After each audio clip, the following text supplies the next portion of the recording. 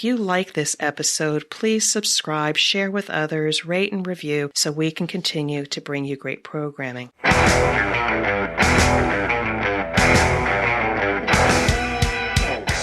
is The Thing About Cars, a podcast for car enthusiasts and the people who love them. This is The Thing About Cars. Welcome. I'm your host, Mickey Desai. We have around the table our normal gang, sort of abnormal gang, I should say. Dave, Polly, how are you? Abnormally normal. That's fantastic. Misty, how's it in the Netherlands? I'm staunchly defending my pressure washer from testosterone. And Ben, how is it, Ben? Well, after that, but it's pretty good. For those of you who can't see it, Ben actually looks like the airbag just deployed in his car. And back at the mic again, joining us, one of our favorite people in the whole world, Loxley Brown. Loxley, how are you? Fantastic. Ready Excellent. to tell some stories, of course. Yes. I want to defend my pressure washer, or I don't even know if I have a defense because I bought a new one. First pressure washer I've ever owned, ever. It's electric, it kicks ass, and I haven't even taken it out of the box yet. And I'm itching just to get the kicks ass. You got to take it out of the box and use it. Fair enough. That is true. I might do that when we're done here, but I'm going to pressure wash everything in sight. So hide the kids, hide your husband and wife or whatever, and I will. Well, I can tell you firsthand, the cat does not enjoy it. Cat will not. Yes, he is. Yeah, certainly not. And in my house, yep. Pressure washing is the reward you get for all the weeding that needs to be done. Oh, okay. Because the pressure washing is the fun part. In my house, we call that vodka. Yeah. You say potato, I say vodka. All right, let's get right down to brass tacks here. Loxley, I know we did a bonus episode earlier this week that had some good news, but I'm not sure my colleagues are completely aware of what's happening yet. Can you fill us in? So, we have put together an event for our Club Athena members to go to the track at the Indianapolis Motor Speedway. This is coming up really soon because it's August 11th and 12th that we're going to be at the Indianapolis Motor Speedway with DHL hosting us at the Andretti Garage to meet Jamie Chadwick, the 3-time W Series champion. Yes. Mind-blowing, let me tell you. And it's not just being there at Indianapolis Motor Speedway. DHL has made this even bigger and better for the girls. So we are flying in a day earlier to Indianapolis so they can bus us over to Cincinnati so that we get the entire behind the scenes tour of what it's like that DHL does there at their international hub. So they're going to get to go into the airplanes. They're going to get to go into the big rigs, the transfer trucks that are hauling all of this stuff around. They're going to get to meet all of these people that put all of this in motion. Like, this is the best career exploration event that any little girl who's in middle school and high school could ever possibly experience, and with like some of the key people that you want to meet. So yeah, that's all I've done. Do you need another chaperone? I mean, I can ask the chaperone. I mean, like, this is seriously one of the most fun things about my job, because I have been an explorer since I was a little kid. I am the one who will dive into anything. I research, everybody who's ever done anything just to find out, what they were like as kids and how they, came to be. So for me, putting together these kind of events where these girls get to go, they're going to be at the Andretti Garage. One of my girls has already looked at me and just like kind of teary-eyed and said, last week when I went to practice my esports at the driving sim place with my granddad, I sat down in Mario Andretti's chair and I practiced. Like, I really want to do this. I want to meet Mr. Andretti. And she's just like about to burst. And this is a 14-year-old who's a rising freshman. So she's going to miss her first day of high school to come do this with us. Wow. Worth it. She's already wrenching on motors. She's taking motors apart and putting them back together with her granddad. Like, I need 1,000 more of her. These are the kind of girls who get what we're doing. Wow. Yeah. Yeah. That is, oh my God. I am just so. We should have an awkward moment of silence when Dawn gets in the room. Works for me. Is she here? Yeah, there she is. Yeah. Hello. That was awesome. How are you, Don? I'm fine. Was that a joke at my expense? Yes, it was. Pretty Absolutely. much. Yeah, absolutely. You'll how hear goes, about it when we edit the episode. Yep. Okay. How goes the pressure washing at your house? Yes, it goes. Okay. Loudly. Because So- hopefully there's nothing in the background here. You missed the good news that Loxley shared. She's taken 9 young women to the track, and where else, Loxley? So it's 7 girls, and we're going 7. to Indianapolis Motor Speedway on Thursday. My brain's starting to melt together because there's so much happening. Thursday we're going. DHL is busing us to Cincinnati so that we can go to their international hub. The girls are going to get to go behind the scenes and see everything, go into the airplanes, meet the pilots, go into the warehouse, watch how freight's moved around, meet all the logistics people. And then on Friday, we're going to Indianapolis Motor Speedway, and they're going to go into the Andretti garage and hang out with the Andretti team. They're going to get to meet Jamie Chadwick, the W Series 3-time champion. They're going to get to meet Romain Grosjean. They're going to meet all of the Andretti team who work on all of the parts of the car and everything. I forgot Romain Grosjean was on the Andretti team. Yeah. Is that bad? I can't repeat what I used to say when Romain was still in Formula One. Anyway. Hey, he's great at IndyCar. Oh, yeah. I have to give him that. Yeah. Awesome IndyCar. And he's such a nice guy, too. Like last year when we were at Portland for the Grand Prix, we're hanging out in the Honda hospitality suite, and he drops by to talk with David, the president of HPD. And I go, Romain, I have all of my girls here with you. Would you mind talking to them? He sat down for 10 minutes and talked to them and just gave them, and I'm like, asking him questions. He's answering everything. I'm like, what advice would you give your teenage self now that you're doing this? And he gave the best advice I've ever heard in my life. Like, wow. You can really tell that he's a dad. And when he's around the kids, he is fully committed to inspiring them. So I absolutely love that guy. That's amazing. I mean, all in the name of 2 things, right? Professional development for girls and just pure fun, I think. Absolutely. And you said DHL approached you for this when we last spoke, right? Yes, they called me up 2 weeks ago. So in the midst of the busiest time of our business, which is summertime, because that's when we have the most time to have with our girls, DHL calls me up and said, hey, Andretti suggested I give you a call. I want to talk to you about something. And she kind of lays out a little bit of a plan, and I take it and I go, and exploded into something huge.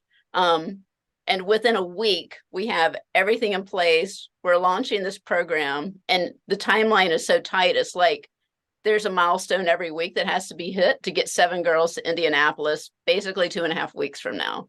So our deadline for girls to apply, and they have to become members of Athena Racing first, Club Athena, and then they can apply for the Girls at Track event. And the deadline for that is this upcoming Saturday on the 30th. And we're going to announce the 7 who go on the 31st.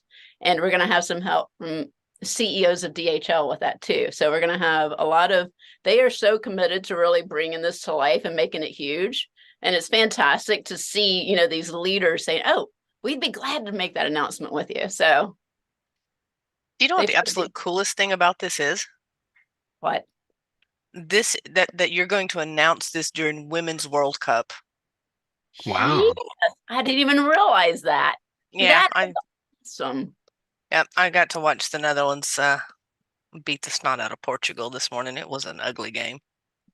But yeah, I think, this is great. I mean, I am so excited, because I think I don't know if you remember the last time we talked, I mean, I grew up in a garage. My granddad was an auto mechanic. Yeah. And I wish there had been some kind of support, for, women doing that, because I was always, oh, you don't want grease on your hands? I'm like, yeah, I kind of do. I kind of like the smell of transmission fluid. It's kind of sexy. I think actually, being such a STEM nerd for all of my childhood. I think it's one of the great things that about Club Athena. Yeah, Loxley, we've had you on before to talk about it. For anyone who's new to the podcast, do a 30-second explanation of Club Athena and Athena Motorsports and how you came about, because the mission is just so cool. So Club Athena is a club specifically for little girls in middle school and high school who love everything about inventing and designing and engineering and fabrication. And we're basing this all in the transportation sector right now because that one has the highest, fastest growth for salaries and has such a need for women in it. So we're taking them at this really young age, getting them so excited about it, and they're having so much fun learning things in such a different way than how they do it in a classroom. It really sticks with them, and then they continue throughout and we're creating those talent pipelines straight into industry now. So they're getting hooked at this at 11 years old, when all of their friends around 15 or so are going, oh, I need to go fix my hair and I want to be a Kardashian. They're looking at them going, dude, I am nerding out on this and I'm having so much fun taking, this e-bike apart, or, fixing the toaster, or whatever they do. Because I've actually told a couple of parents to go to the Salvation Army or, whatever thrift store and buy electronic stuff and let their girls take it apart. Like, spend $5 on a toaster and just tell them to demolish it and try to put it back together.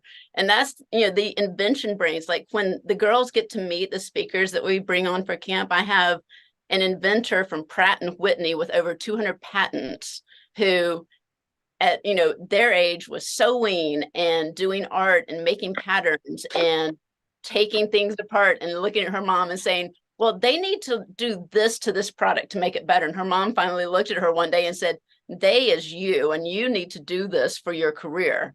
And so, those are the little girls that get involved in this. And we just take them behind the scenes and just show them so much fun. And we've really, truly expanded from the last time that I was on with you guys. The great thing about COVID for us is that I immediately pivoted this, took everything online. And so we are now a national virtual club for little girls. So little girls can join us from anywhere. I actually had one girl whose father was in the military in Kansas, and during camp, she would go to the base with him during that week of camp so she could have Wi-Fi so that she could join us. So, there's these little girls who they are completely devoted to it. They might be in the middle of nowhere, rural America, but they get on to Wi-Fi and they can join us. And then they have this like-minded community of little girls, because we now have our own clubhouse online. So it is a very private and protected kind of version of a junior version of LinkedIn,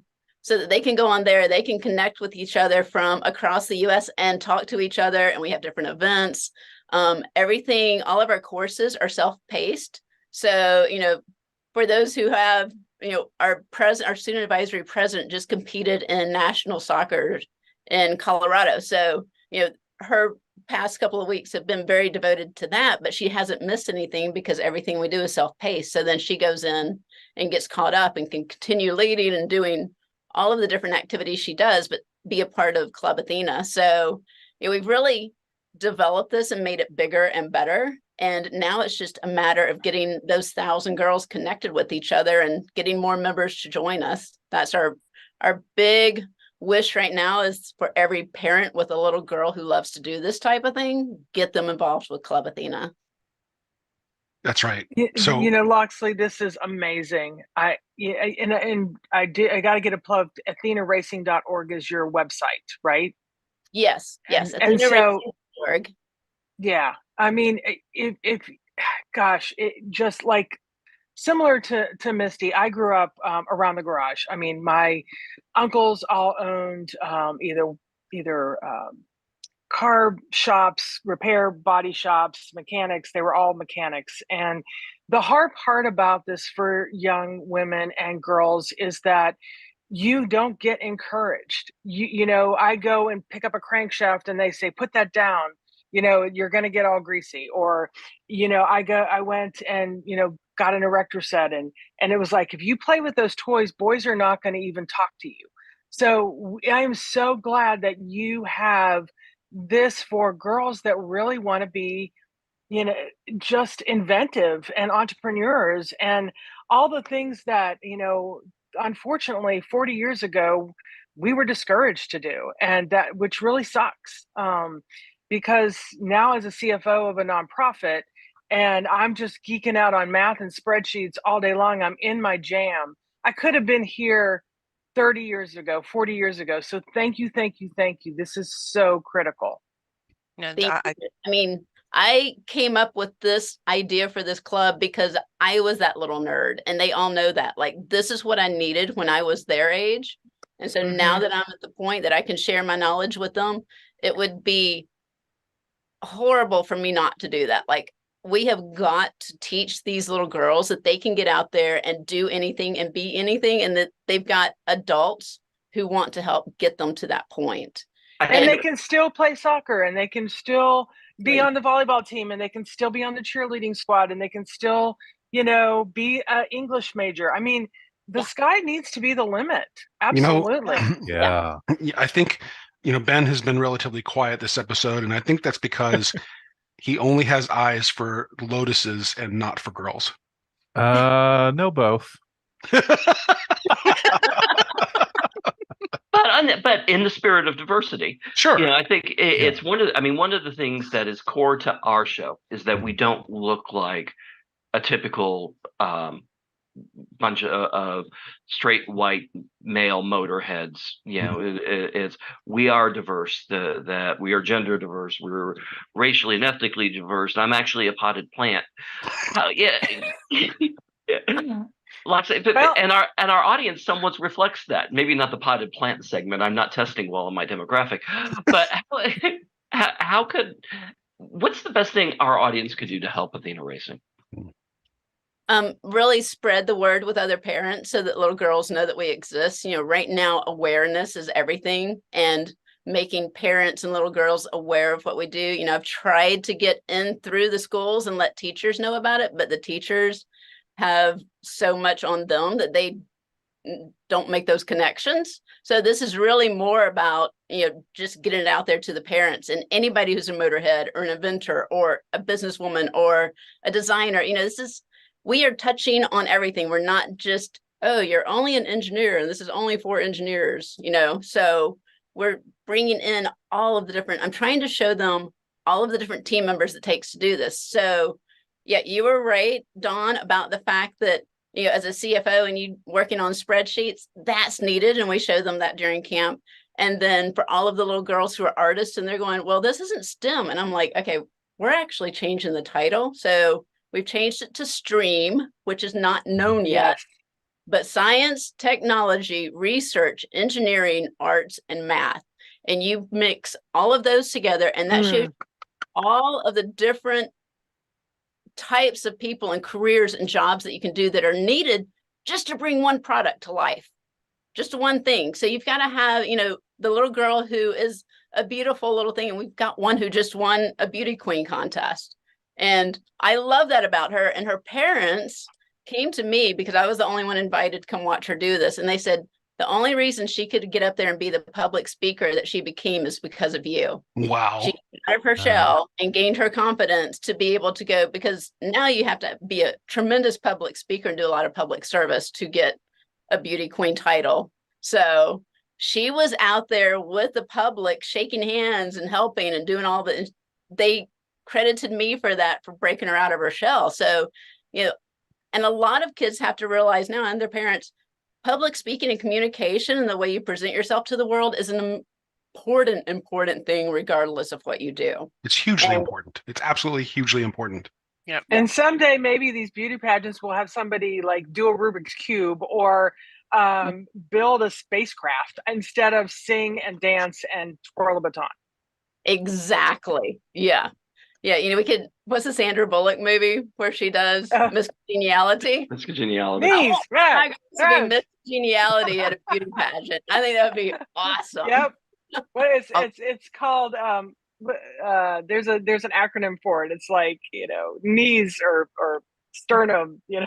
It's like she's amazing. Yeah. Although I have to admit, when you're talking about beauty pageants, my first thought was Suzanne Sugarbaker and the night the lights went out in Georgia. Oh my God. I love that. I've forgotten about that show. That used to be me years ago when I had a lot more sass and wasn't in the public eye so much. Well, I frequently say that when I grow up, I want to be Julia Sugarbaker, and I'm getting there. Yes. I am very, very close. So, but yeah, I mean, it's. Are they liking that in the Netherlands? You're bringing that Southern accent. It usually actually works really well in my favor because they're so taken aback. They're just like, what is this? And I'm just like, oh, doll baby, let's you and me have a talk here, because you just need to sit down and you just hush your little mouth and bless your little pea-picking heart. Right. There is nothing worse though than her. That is the night the lights went out in the dawn. Yes, I love that. I love that. Yeah, it's that was a good show. That was an amazingly progressive show. It was amazingly progressive. It was way ahead of its time. Love that show. Yeah, it was super ahead of its time. And I think, that for all of us, Julia and Suzanne Sugarbaker are incredible role models. Yeah. And I think they fired up a lot of young women, like Dawn was saying, she's now a CFO and she's getting to geek out over all this stuff. And it's the same with me. I'm starting to move from, customer service into support operations, and I'm getting to do the fun things like development and training and onboarding and process improvement, and my little black heart just goes pitter patter, pitter patter, pitter patter, pitter patter. It's but if I had someone to encourage me into this, typically, because women are supposed to be nice and quiet, and I'm like, I have no idea what any of that means. I'm just bossy, but I where I work, Misty, I have Misty, the title, there's world's okayest manager. There's a difference between being bossy and assertive. Yes. Right. And it usually includes genitalia. So.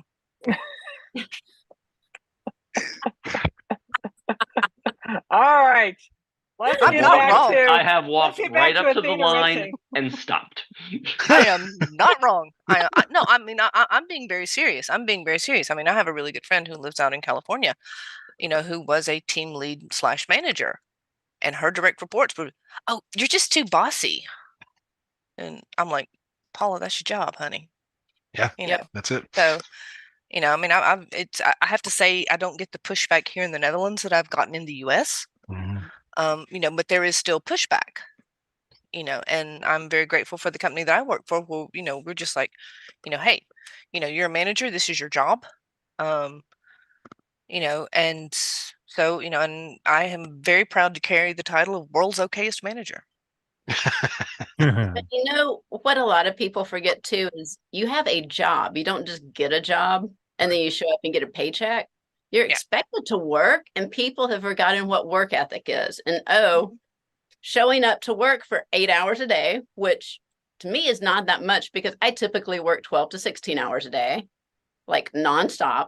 But you show up to work, and that's not 5 coffee breaks for 30 minutes while you sit around and talk, and then, extra time for scheduling meetings that aren't going to get anywhere. It's like your boss is expecting you to produce an item of work. You've got a deadline. People don't know how to do that anymore. We are a company that, while we're moving away from it, we have traditionally relied a lot on interns. Mm-hmm. And there have been days when I have come home and I have looked at people in my house and I say, I've got to bet that out of 4 of the interns I have, 3 of them, their mothers still clean their room. Oh, yeah. And I'm just like, oh my God in heaven, I don't, I don't know Can that I I signed up use for this. my pressure washer to clean my bathroom? I wouldn't. Not Can unless you have waterproof fixtures. Well, you can. You can. Yeah. There's always that. Should you, if you don't have waterproof fixtures, such as electrical outlets, or if you don't want any grout, if you'd like to clean it out of grout, you guys are being so much more practical. It's like you shouldn't do it because Jen will kill you. Well, that's the bottom line, but we're also supporting that argument with you could possibly cut power to the whole entire neighborhood. Because your fixtures aren't waterproofed, and you got a point. You got a point. Yeah. I'm swear to God, I'm changing my name to Cassandra. so start calling you Clark Griswold after that. Yeah. So Loxley, we're going to try to turn as many people as we can in your direction. You said that you also had like a national footprint now that a lot of your activities are decentralized and made virtual. What can we do to help you locally here besides turn people in your direction? I'm also looking for different companies to work with. We do monthly challenges and quarterly competitions now, and those are all industry based. So we're creating a commercial for a company. So we're going to teach them how to storyboard and get them to do some just kind of example shots of what they are expecting. Our very first challenge we're doing is them putting themselves in the seat of being one of the first members to fly out to Mars in a month. Right now, it takes 9 months to get out to Mars.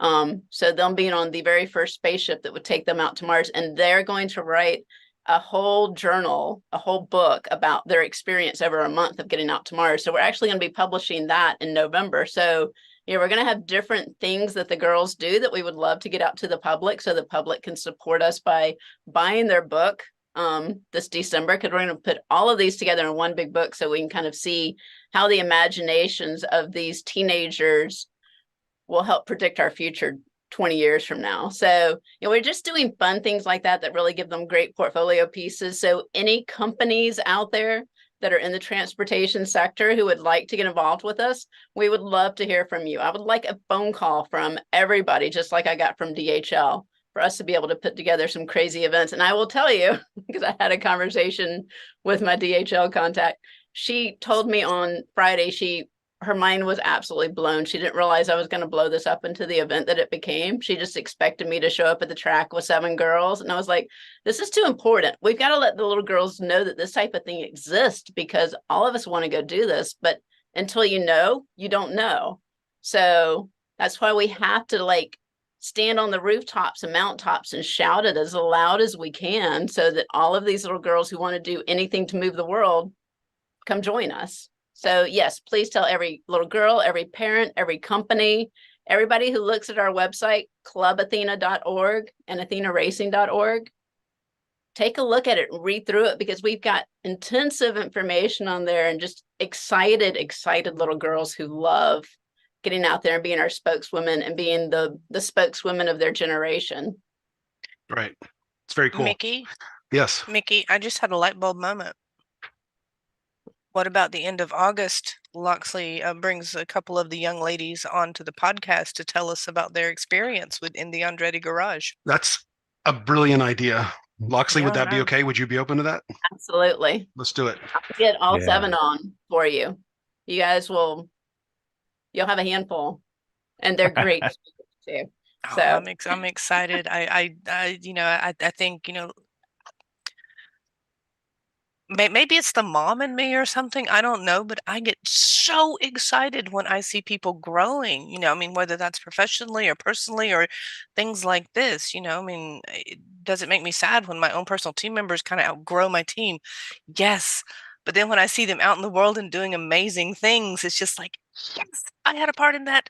Oh my God, these people Loxley, are so amazing. I'll drop you a line. I'll make a note to myself to drop you a line in early August so we can make some plans, or mid-August maybe, and we can make some plans. In the meantime, I have 2 critically important questions for you. Mm-hmm. You're gonna kick me for asking you the first one, which is, how do we get someone from Andretti to join us on the show? I will talk to them when I'm at the right now. Yeah, I know you've got your hands full. Header weekend. Yeah. So, and I didn't realize that when I asked them. Yeah, no. DHL is at the track with them too, so they're nuts. But we'll have a session. I don't want to create an imposition for you, but if it's convenient, we'd love to have them on as a guest. Absolutely. And the second question I have, critically important, is what is your favorite candy? My favorite candy are York peppermint patties. Oh, a person after my own heart. Yeah. Yum. Breathe from the mouth. I can't remember how the commercial goes from the 80s, but there were so many good ones. On the mountain, eating my York peppermint. I feel like I'm driving 200 miles an hour down the straightaway. Cool I literally had all over me. I literally had a friend of mine spend close to $70 to ship me one of the convenience store things with the mini York peppermint patties, and I just threw them all in the freezer. Exactly. And I hoarded them. I hoarded them like Smog, hoarding his treasure out. And I told everybody in my house, I said, "You touch my peppermint patties, you will leave this house in a body bag because these are mine." And this is the one thing that I've never quite been able to make. I can kind of fake the Reese's peanut butter cups with the peanut butter balls, the Buckeyes.